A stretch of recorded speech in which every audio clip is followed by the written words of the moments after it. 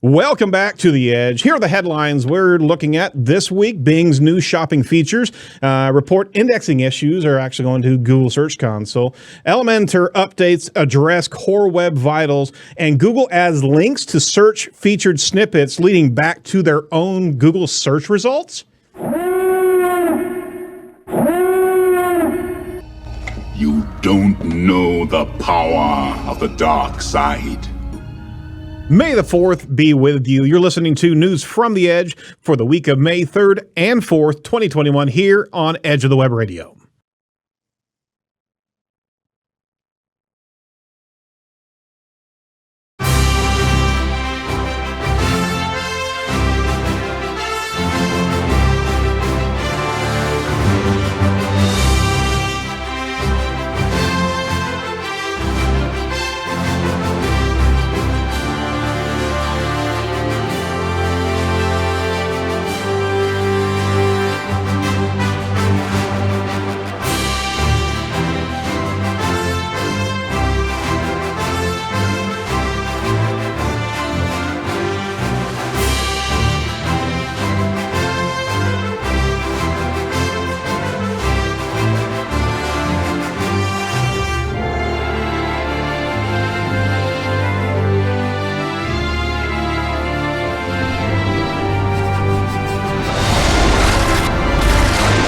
This is The Edge of the Web. I'm your host, Aaron Sparks, owner of Site Strategics.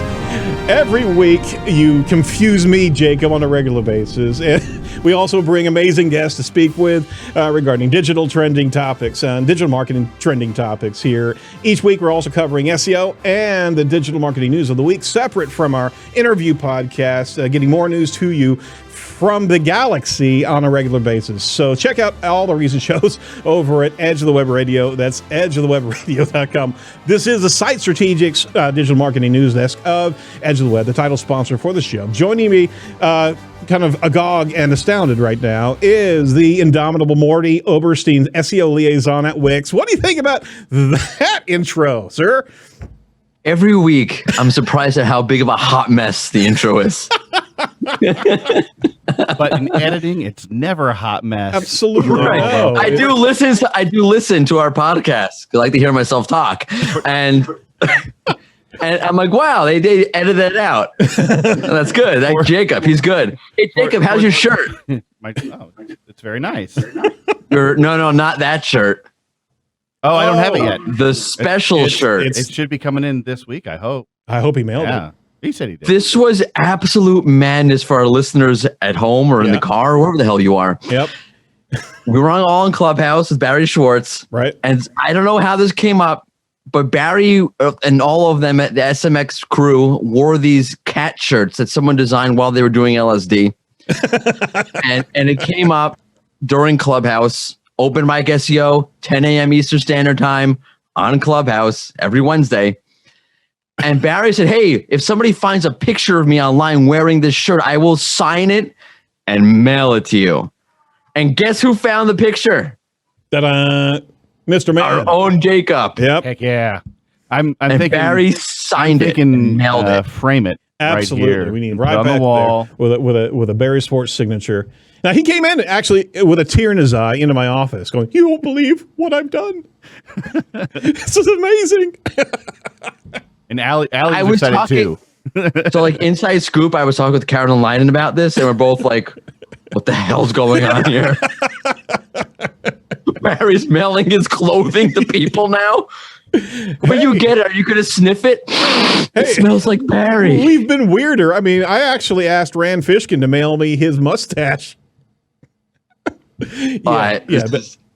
Sorry, I went creepy there. But it happened. Okay, fine. All right, so we got to frame Barry's. Maybe by the time we frame Barry's shirt, then we'll get him on the show, right? There you go. He actually said, hey, just pick a topic, we'll talk. Good. Maybe he'll mail in some more of his clothes. God. That was my promo for SEO chat. Thursday is 1 p.m. Eastern time on Twitter. What is this? I don't know what the hell's going on today. Just jump in there. Just do all the gratuitous plugs, Morty. I said, join SEO chat where Barry Schwartz will be giving away more of his clothes. Oh, this could be a thing. It's a thing for me. I'm wondering if news is going to be a thing today. I think so. All right, thank you. I will say to all of the podcast listeners, go check out this episode on YouTube. There's a special intro that doesn't work for the podcasting audience. Go check it out. Yeah, check it out. It was fun. But let's get to the news of the day. All right. From a search engine land, Bing's new shopping features emphasize comparison shopping. So this is from George Wynn over there. Certainly love what he's regularly rolling out over at Search Engine Land. Bing has added aggregated ratings, expert reviews, product specifications, and the ability to compare historic prices across sellers to its shopping search engine. They announced on Thursday. Now, you check out some of the screenshots. It's pretty cool what you're seeing there. There's a huge series of comparison factors, just like as if you were actually shopping at Best Buy and be able to match those directly against each other. So you see like a Dell XPS against a MacBook Pro 13, and you see factors on sound, performance, screen, processor, as well as the specs and reviews from CNET, TechRadar, and Wired. They click on the details within the shopping result, and it actually takes the user to Bing's detail page for that product. There, users can actually compare buying options, check out the price history, and see excerpts from expert reviews for product specifications. So why go anywhere else, right? Except to Amazon. So that's the play right there. Both Google and Bing are obviously trying to capture that audience, but do they stand a chance in light of on the Amazon spend? I saw a statistic here over the weekend that they calculated how much Amazon makes per minute, and it was $830,000 per minute on Amazon last year. That's a lot of money. That's a crap ton of money. All right, so you were going to say you're going to drop the F-bomb. I was you were about to drop the F-bomb. Freakishly a good deal. How about that? So, I mean, we're seeing a lot of SERP aggregates. We're seeing a lot of information. We talked about last week car shopping and how Google's actually displaying a heck of a lot of, commonly used and more favorite features of cars that it's scraping from a heck of a lot of different places, RSS feeds as well as screen scraping. So, are we in the space of buying from SERPs now? Is that what we're talking about? I mean, the cars thing is great because you don't really buy cars on Amazon. At least not that I know of. I think on eBay you can buy a car, right? Mm-hmm. Something like that. I never tried. Look, I'm conflicted about this because I really like what the search engines are doing. Yeah. I like having that information. I wish Amazon gave me that information. The pricing trends in particular are wonderful. Absolutely. I just don't know if I'm ever going to go to Bing or Google and search for something on purpose to buy it. I just automatically, for better or for worse, go to Amazon. And personal experience, like recreating those product associations it's not an easy thing to do. So even if Google were the place to buy something, mm-hmm. I just don't know if they're doing enough around making people aware of what's actually there and making people understand, hey, this is the place where you can go shopping. Right. For them to really compete with Amazon. I don't know. Are they really trying? I mean, I assume they are, or are they going after that traffic when you just, instead of people Googling something and then going to Amazon, are they just trying to keep people on Google instead? Or are they really trying to go after Amazon's market share aggressively? Yeah. I would bet the former, not the latter, because as a trusted resource of information, Google is hands over a much better environment than Amazon. I think we're seeing, the trust is so easy inside the transaction space of Amazon. I mean, I think that ship has left. Not really getting that back, these platforms, nor Walmart. God support them for trying to build that, But if it's a resource, I find myself regularly checking information about that product that I see on Amazon externally, right? So It could very well be a great reference point. Yeah, it could be. And look, it's also, even if they're not trying to get Amazon's traffic in particular on the particular keyword, right, having that information there readily available for the user builds trust, builds the association that Google is a staunchly reliable source of information, so that from a purely search perspective, the next time I have a query I want to run, I'll run it on Google and then not on Bing. And that's why you see Bing copying. I don't think Bing's going after Amazon's market share. I don't think it's going after. I think what it's going after is when you go to Google, you see that information. Yep. Google's so reliable, we need to be that for the user as well. You're absolutely right. It's the billiard game. It's that thinking, 5 to 9 steps ahead. If you're actually, it's not about that transaction. It's building the trust, building the relevancy, building the best information that you can, but also having that reputation that if I can trust this, I'm also going to be able to trust this, and this along the way. So You're absolutely right. Absolutely right. So we've got some new information from Google Search Console, which has also been needing to have some additional pieces built into it, although they are putting a heck of a lot of more new resources into Google Search Console here over the last year.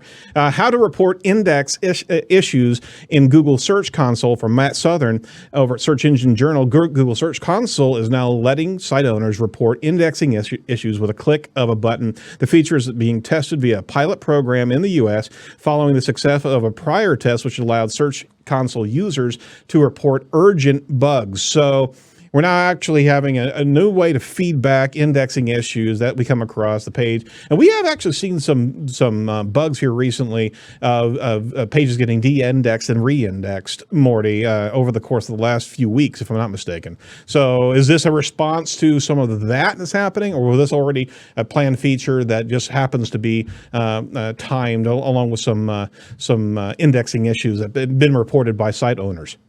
No, it's definitely just a coincidence in terms of that. I mean, these things this kind of development takes a long time, months and months and months to plan out.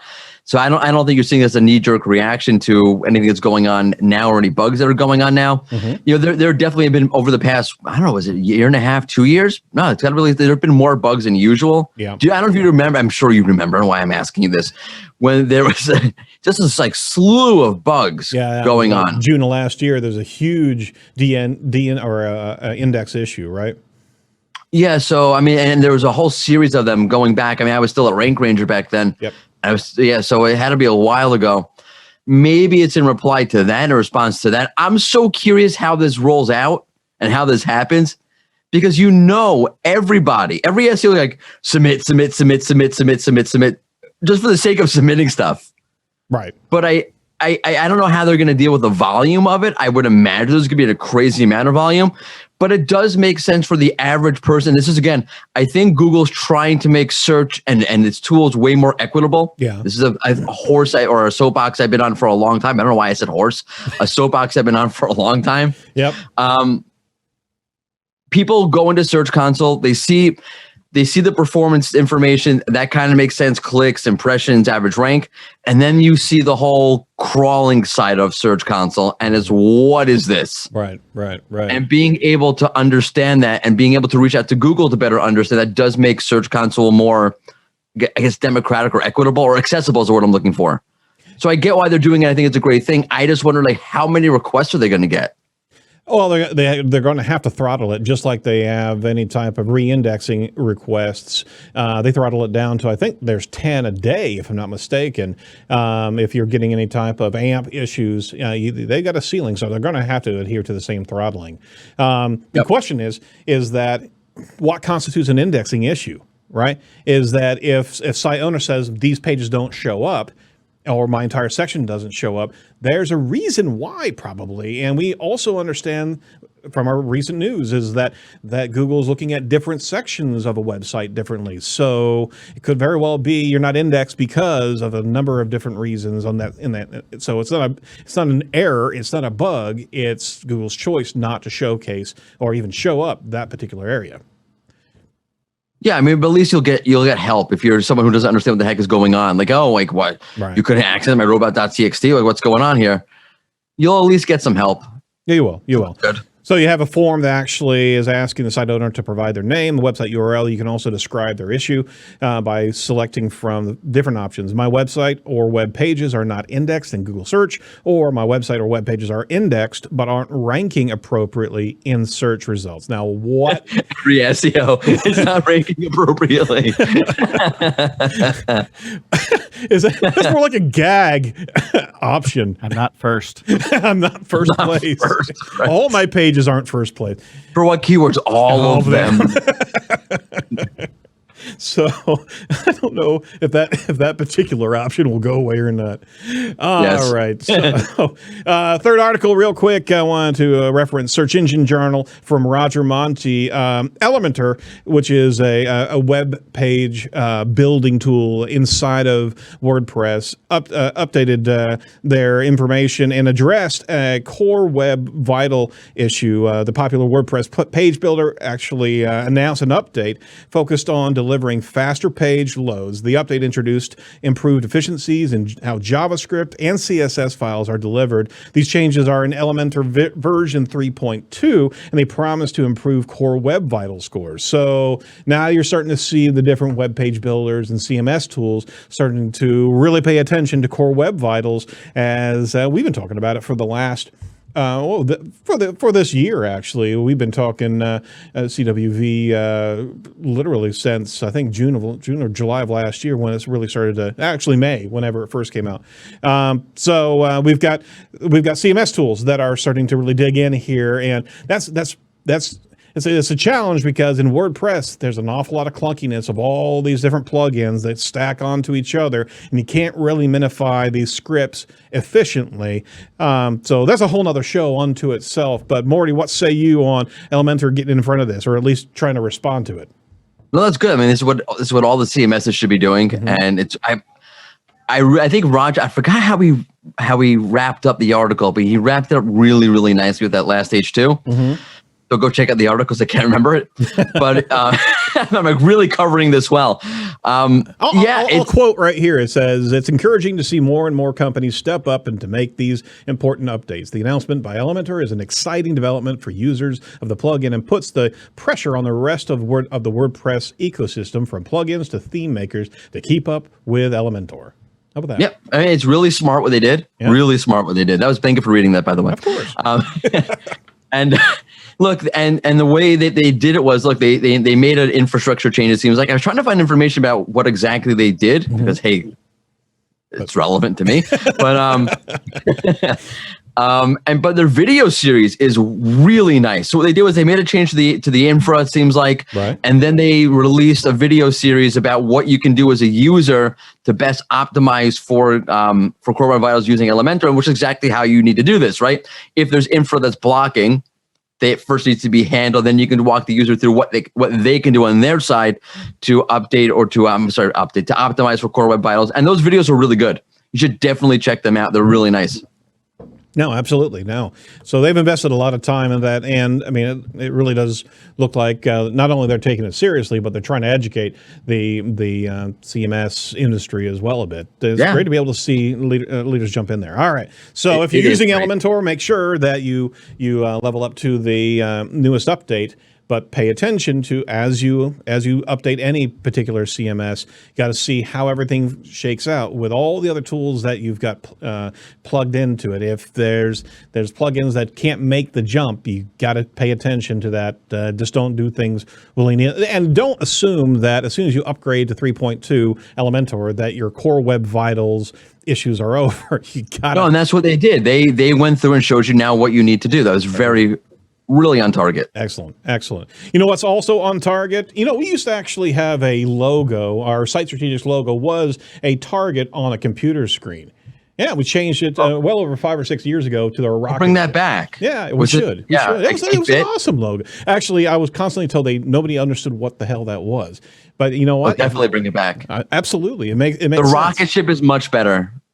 Well, thank you. I appreciate it. It's again, I was also watching From the Earth to the Moon, the entire series. I started to subject my kids to that because I'm just the space freak in the house. Anyway, Site Strategics is the title sponsor for Edge of the Web. We're pioneers in the agile digital marketing space. Our core specialties are SEO, technical SEO, semantic SEO. I'm going to roll that one in there, as well as optimization for Core Web Vitals, SEM, social media, conversion rate optimization, and the like. So if you're interested in what we can do, including omni-channel media broadcasts, similar to what we're doing here with our podcast, our YouTube, our content from the show, as well as social media, give give us a call. Let us know what we could possibly do for you. We can give you a free hour of consultation, dig through some of the digital metrics that we can see on your domain, and give it a once over. You may actually get some great tactics right after that conversation. So if you want to give us a call, toll free 877-SEO for web, 877-736-4932. Be happy to speak with you about that. All right. Final article. We threw a fourth one in here, made some room for it because there's a WTF that's happening right now. And I just wanted to bring it to everybody's attention from Barry Schwartz. Yep, we didn't get through one without Barry. Actually, Barry was in the aforementioned T-shirt reference, so he's always around. We need a Barry bobblehead. That's what we need. All right, so yeah, we're doing this. We're absolutely doing Why this. don't you just build a shrine? Oh, it could be a bobblehead plus a T-shirt, Right. with some and burn candles. incense to the great Barry god. All right, so from Search Engine Roundtable, Google adds links to featured snippets leading back to Google search results. So Google's adding links to its featured snippets that when clicked on send, the searcher is actually sent to a new set of search results at Google. So a query refinement feature without Google telling you that these links are actually refinements to your previous queries. So there's a GIF in there that actually shows, I think somebody's searching for cybersecurity and what have you, and there are some additional links inside that post, the featured snippet that actually are tied to cloud references. You click on that link, and all of a sudden you're a cloud query inside of Google. Now, what could possibly be wrong with that? Isn't the featured snippet Google's content to be able to do with what they want to do with? Well, not entirely. So Ramesh Singh actually posted that GIF and got everybody's attention on Twitter. And you can't replicate this in the US right now, but you can if you set your VPN to India. So there's already a clamor happening, and Barry just posted this up Monday, May 3rd here. So what could possibly be wrong with utilizing the content from your website to enhance and further refine the search query for Google? Morty, what do you think? So first off, you lost me at GIF. You mean GIF? No? Nope. Survey says it's GIF. You got to ask the creator. You got to ask the creator. The creator of GIF says GIF. Give a rat's ass what the creator says. It's GIF. Please. You want me to go back through the entire setup here? Morty No, I got this. Morty Oberstein has spoken. Oh, Morty Oberstein. Hey, it's Oberstein. That's okay. I know what you're doing, and I'm just honored to have been part of that list of my. Yeah. So anyway, I was legit. I don't really care what they call me as long as I get my name out there. Absolutely. Anyway, all press is good. Right, that's what it's about. Marketers will market. It's good stuff. Blah blah blah. Let's freak out about this, everybody. Let's everybody freak out because Google is putting you back on the SERP. They're evil. They're putting you back in the ecosystem. Yeah. Clearly going to kill all of your traffic. You might as well just block Google from indexing your site altogether. This is the end of the freaking world. Everybody collectively freak out. Did I get it right? Yes, absolutely. That's what I wanted you to go for. Okay. As opposed to, hey, wait a second. So in this particular case, the query wasn't, I can't produce it here in Israel, it was cybersecurity course. Right. Right. And there's the feature snippet and the content, and there's the word cloud in there. Okay. Let's run this through. Yep. Just, bear with me. Okay. I'm a little slow.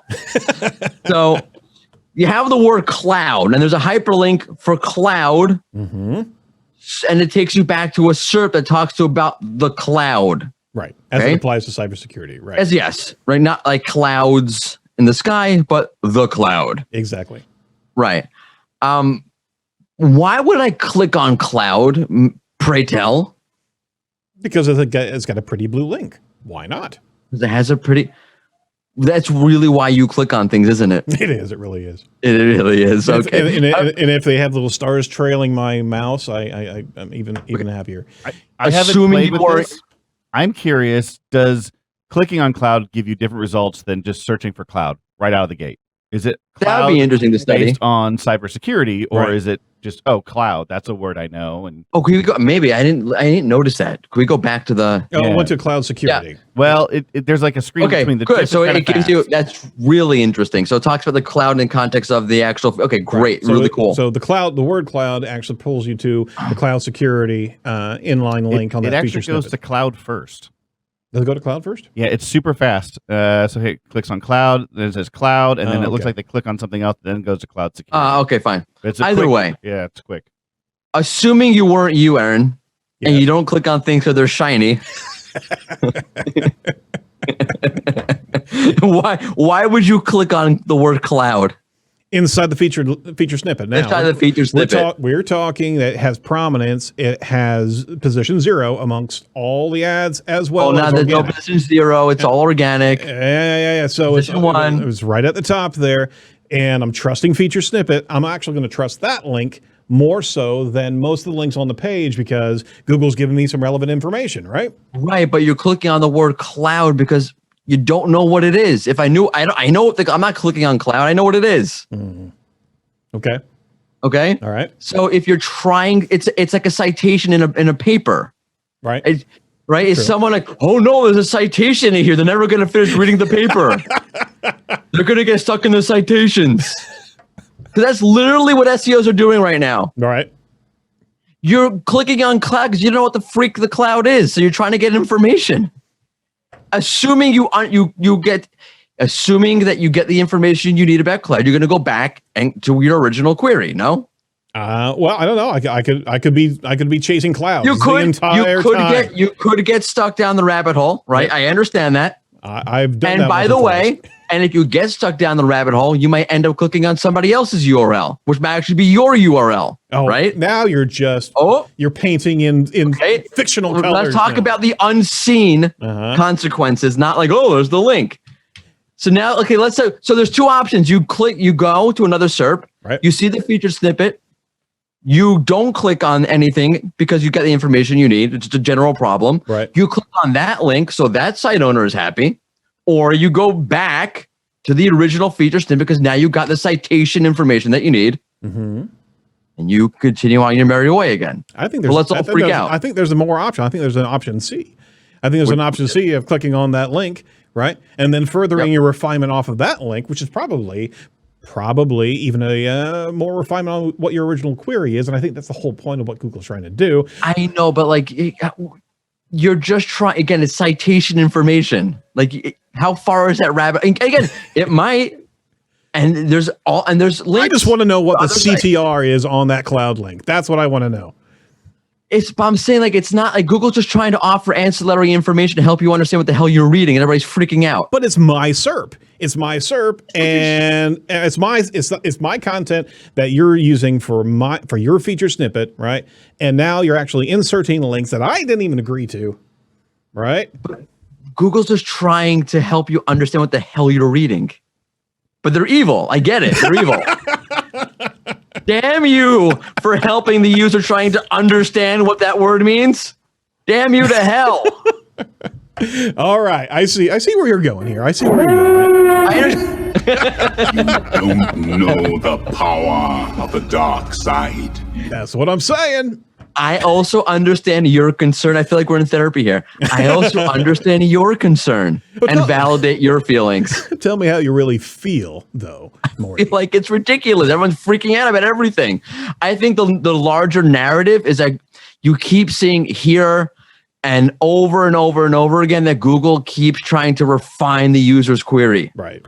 And that's a general trend and general pattern. But again, let's get stuck on other clicking to other SERPs and no one's going to click on a link. They're not trying to steal my stuff at all. Pattern. No, of course not.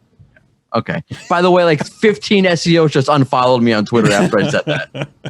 It's okay. It's okay. John Yu will pull him back I'll follow around. you back, Morty. Gosh, I didn't know you were going to see it. That so quickly.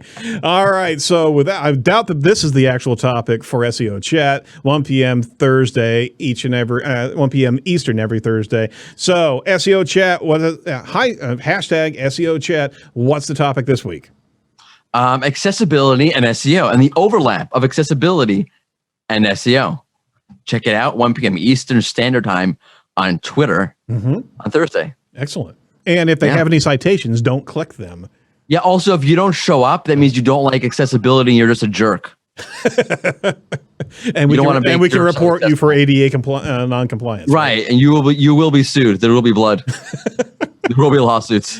Wow. With that, we're going to turn away. You better show up. Wow, dude, don't shame. Is that a good marketing tactic? I don't know. I don't know. I've seen worse.